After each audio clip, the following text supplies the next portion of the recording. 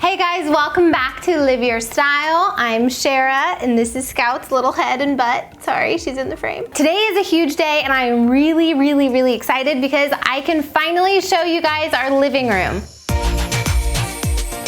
It's taken some time to put this room together. I know I've been teasing it a lot on Instagram, but today is the day and I'm super stoked. Thank you so much to Samsung for sponsoring today's video. We have a frame TV that honestly just pulled this room together. I can't wait to tell you guys all the fun little details about it. I do want to say one thing about this video before we start. If you guys have seen any of my other videos, then you'll notice a lot of these principles are the same. That's kind of the point. And every single room when it comes to decorating, your principles usually stay the same. It's the application, the way that you execute that gets different and is really fun and where you can be creative. I actually love the fact that we kind of repeat some of the same tips on these videos because that's how you get it ingrained in your head, that's how you learn, and that's how you guys get confident to do it on your own in your own spaces. Without further ado, if you guys have not yet thumbs up this video, make sure you do it because it's gonna be a good one. Hit the subscribe button. If you're new, join the Live Your Style family. Go over to Instagram, follow along, sign up, not sign up, but like, you know, enter to win. You just have to like all the photos for that month. And let's get started. Here we go.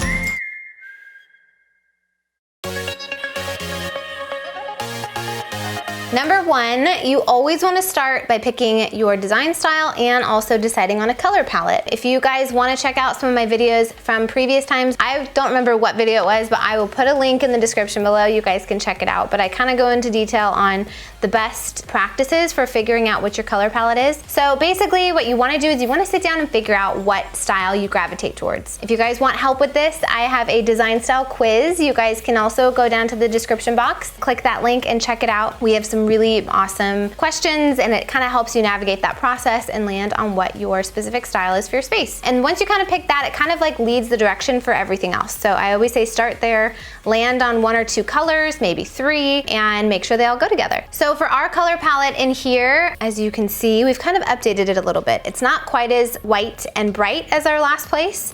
It's a little bit warmer. Our interior paint, they actually already had it painted in here and I love it. For everyone asking, because everyone has been asking, and everyone loves this color and it's so funny that everyone's so obsessed, but I totally get it. It's hard to pick a paint color when you see it how you like it in someone's actual house. It's like really great. Tyler's calling, should we answer? Hi honey, I'm filming, what's up? Oh yes, I did get the tripod, we're using it right now, thank you. All right, love you, bye.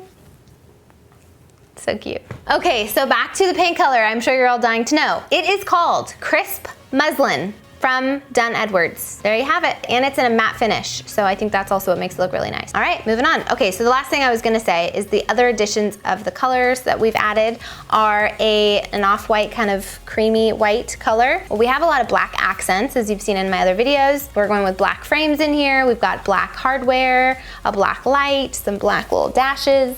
And then also I've mixed in kind of the terracotta cognac color with our awesome, beautiful brand new couches from Article. I'll tell you more about those later. But yeah, that's kind of our color palette. We've kind of warmed it up a little bit and I think it looks amazing. So you can always change. You don't have to just be stuck in one color palette your whole life, but you want to kind of figure out what that is and then start decorating from there. Number two. Number two, decide on a functional layout. With this space, it was kind of challenging. It's a very long room, but it is not that wide. When you are setting up your layout for a living space, especially if it's in like ours where our front door walks into the living room, you really want to make sure that you are preserving your walkways and you're kind of allowing for easy flow for people to go in and out. It did affect the way that we laid out all of our sofas because we couldn't necessarily have our sofa, our old sofa, the L. We couldn't have it as an L because it literally came up to like here and our walkway would have been this much. Originally, we had broken up the sofa and we put them side by side. And you know, when you have a sectional, they just hook onto each other like that. So you just unhook them, you remove the hardware, and then you have 2 sofas side by side. Now, there's a few little flaws. I talk about this on Instagram a little bit. Usually on a sectional, you're gonna have like one side will be like a normal arm, and then the other side that was attached is gonna be like an awkward angle. You can totally hide that, put a blanket over it, put a pillow in front of it. If you can't get a new sofa and that's all you got, it's totally usable and workable. And then we, as I've said before, got an awesome opportunity to partner with Article.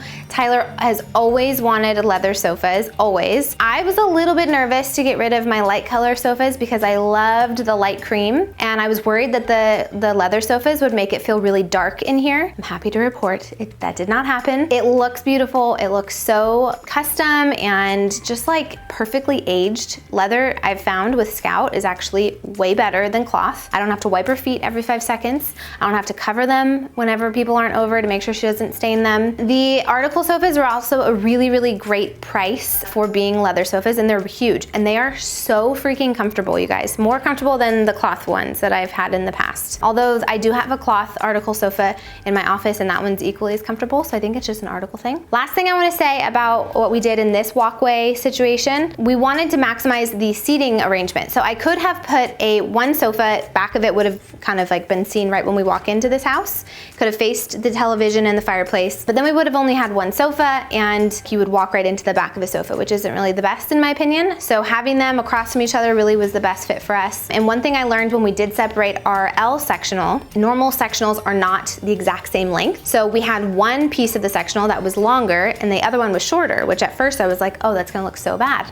Well, because there's a door right here, when you walk in, we just put the shorter one on this side and we had the longer one across from it, and we learned an interesting lesson. We did it on purpose the second time around because it actually allows for more walkway space. You're not walking right into a sofa, and it gives you more of your flowy walkways. I feel like an airline director, or maybe a millennial trying to dance. Isn't this a dance move? Moving on to number 3. Yeah. Moving on to number 3. No? Number 3, pick a focal point. Pick a focal point or 3. I have 3 focal points because I have 3 directional visuals that you can look at while you're sitting in this living room. This focal point, a beautiful window focal point, and last but not least, the best focal point, this beautiful frame Samsung TV. I have wanted this TV for so long because usually TVs, like my mom, if you guys are a part of the design sessions, we have talked about it at length, but TVs are usually the kind of thing that you wanna like cover up, push it back into like some sort of a media system and put your cabinets over it. This TV is intentionally designed to be a beautiful piece of art. It has art mode that transforms into this amazing framed picture where it doesn't even look like a TV when you're not using it. But one thing before I tell you all the cool things about this TV, I just wanna say thank you to you guys, because I feel like when you get a call from Samsung and they wanna send you a frame TV, you've like made it. This is the TV of all TVs that I just like, ha. So I just wanna say thank you to you guys, because being able to make YouTube videos for a living, it just, I feel so blessed, and I feel so blessed to get to work with brands like Samsung and other partnerships,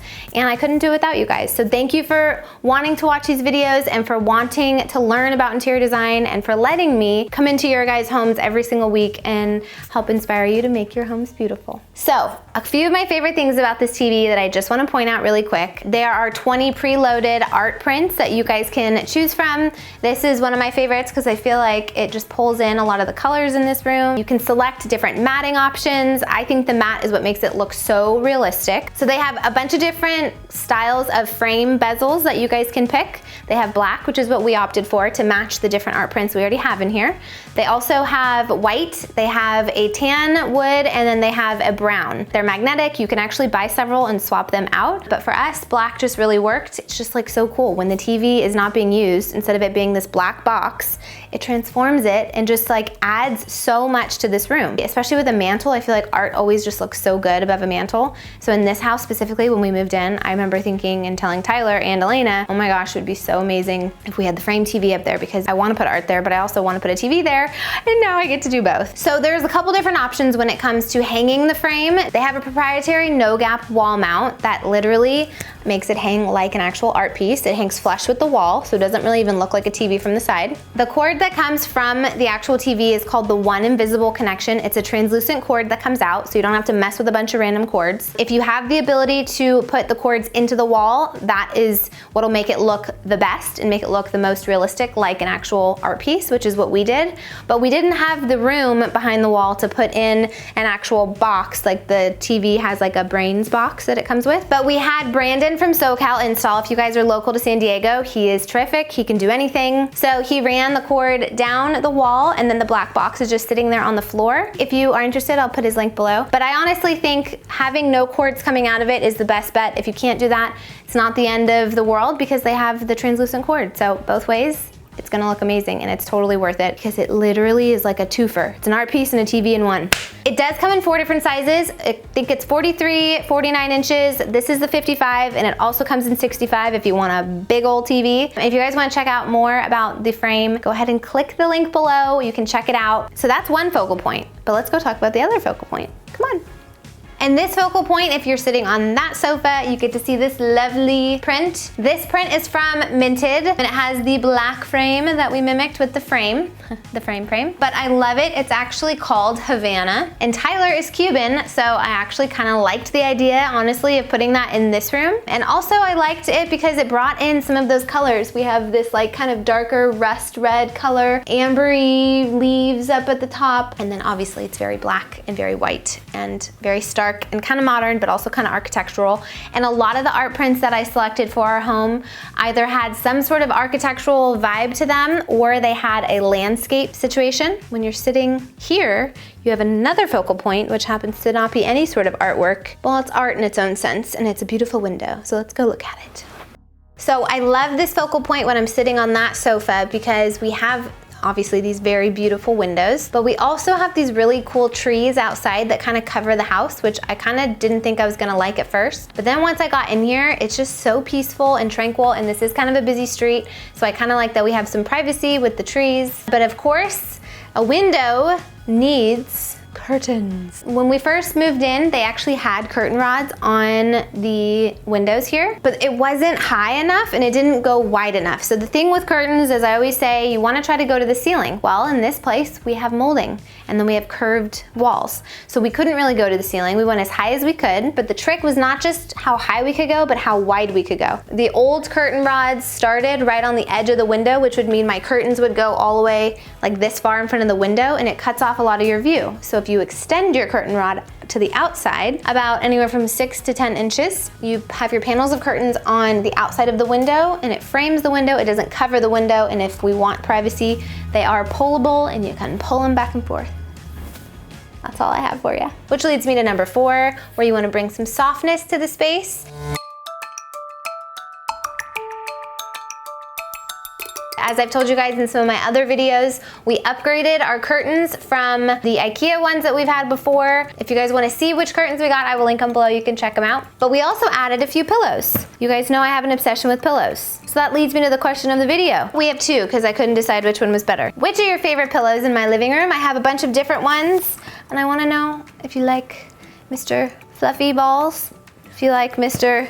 Arrow, or if you like Mr. Straight to the Point. Elena's still dying of Fluffy Balls. If you have a better name for him, you feel free to leave that below. Also, the other thing I wanted to ask is, what do you guys call your remote control? Do you call it remote control? Do you call it clicker? Do you call it flicker? Do you call it channel changer? Or do you call it thingy? You might call it that, I don't know. Leave me your comment below because I think it's a very controversial question. Remember when I asked you guys how you did your 3s? You guys all were very passionate about that one. Tell me what you call your clicker. I don't call it channel changer. I used to when I was a kid. I feel like that was it. You do? Elena's a weirdo. You called it channel changer at the beginning. I did? That's so cute. Just kidding, she can see me. All right, so back to being cozy. Not only do we put curtains and we put some cozy pillows, but we also got a rug that looks like a sweater. Our last rug, love it. I put it in the dining room, great color, but it's, you know, not very soft. This rug from Article is like mind-blowingly soft. I like how it's kind of salt and pepper. It's not like fully white because it hides some imperfections. And we haven't had any issues with Scout. I was afraid that her little claws were gonna like rip it up. We've had no issues and we've had it for 3 months. We also have this great coffee table that we put in the center. It's a lighter wood and I think it looks great with our dining table that you haven't seen yet, but you will soon. And it kind of just pulls in this lighter color palette we have going on with our woods. So if you guys want to check out any of these guys, make sure you check out the description box. And last but not least, we also added blankets. You know me, I like my baskets and my blankets. My BBs. My BBs. That's all I have for number 4. Let's go to number 5. Number 5, conceal all your pet things. Dog toys or cat toys, they're usually not very cute and they usually don't go with your color palette. Try your darndest to look for things that will fit in with the decor that you have. You may have to do a little searching, but it is out there. This is a cute little dog bed I actually found on Instagram, and it blends right in with our color palette. It's kind of like an off-white, cream colored, so cozy, and she absolutely loves it. This is a little basket I got, and inside are toys that are in our color palette. This one is Brick. And she can't ever destroy this brand. So if you guys want to know a good toy, if you have a good shoer in your household and you would like to redirect them to choose something indestructible, I will link this toy below because we've had this for like 2 years and she's never destroyed it. And then last but not least, this cute little guy. I love how she's like sleeping and doesn't even want to play with these right now. This is an easy access basket. She can literally reach right in. She grabs toys out when she wants to play with them. We're still working on her putting them back in the basket when she's done playing with them. If they are left out, they don't look that bad because they kind of match the decor that we have going on. Oh, I just love you. Okay, wait. Let me just give you a hug. You're so cute. You're so cute. I know you love this. You love it when I hug you. Which, while I'm sitting here, I'm staring at my bookshelves, I forgot to point out the fact that we have our bookshelves from our last place. I've had these bookshelves from my very first apartment, and then when we moved to Hermosa Beach, I had them in our little cottage. They used to be across from each other, and now they're back on the same wall, and I think they look amazing. Everyone always asks where I got them. I had them custom made, so unfortunately, I cannot link the exact ones that I got. However, I did find a really close duplicate of them that I will link for you guys. The key to getting them to look like this is the height. For some reason, bookshelves do not come very high, but if you want to check out the ones that I found online that are really close in style, I will link them below and you guys can check those out. I also noticed, Elena, do you notice anything different about them? If you guys notice anything different about the bookcases in the way that I have them on this wall, leave me a comment below, see if you can figure it out.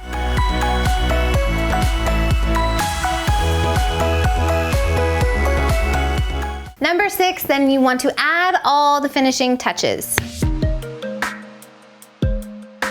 I kind of wanted to show you guys an example of what this room looks like without all my finishing touches, and I wanted to show you what it looks like with the finishing touches. Finishing touches are things like art prints in my bookshelves. It is books on the table. It's basically just accessorizing the space. It's also adding greenery. So when you guys see stuff on Pinterest or even in my videos or on Instagram, you might see a room and you're like, oh, I want to create that, and then you just feel stuck. Well, a lot of the time it's because you're using furniture and maybe rugs, and that's it. You're not necessarily thinking of all the little small details that you maybe write off and think aren't that important. Last night when I was looking at this room, I didn't have any of the greenery in here yet. And this morning when I woke up, I was like, something just isn't right. I just don't like the way it looks. I went to a nursery and I picked up some plants, and it dramatically changed the space. So here's what this space looked like before I added the finishing touches.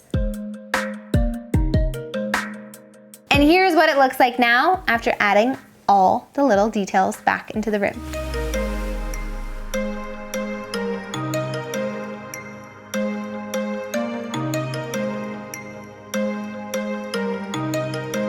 Isn't that crazy how much it changes? I feel like it brings the room to life. It adds a lot of organic elements to it, brings those small little minute details that you kind of think aren't really that big of a deal, but when you see them all together, put together intentionally, I think it brings the whole space together, don't you think?